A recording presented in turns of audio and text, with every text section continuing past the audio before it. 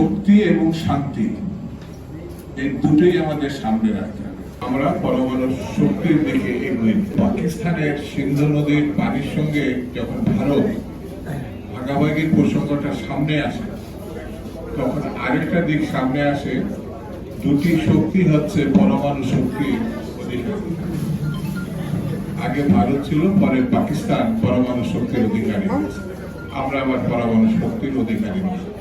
মুক্তিযুদ্ধে লাখ লক্ষ মানুষ শহীদ হয়েছে, কিন্তু আমরা পরমাণু শক্তির দিকে এগোই। ভারতকে শুধু একটা মিছিল দিয়ে আমরা মজা নিয়ে আনতে পারবো এমন না। কূটনীতিক বিজয় সেটা দিয়ে পারবো, এটা আমরা। শক্তি এবং শান্তি এই দুটোই আমাদের সামনে রাখতে হবে। শক্তি এবং শান্তি এর কোনো বিকল্প নাই।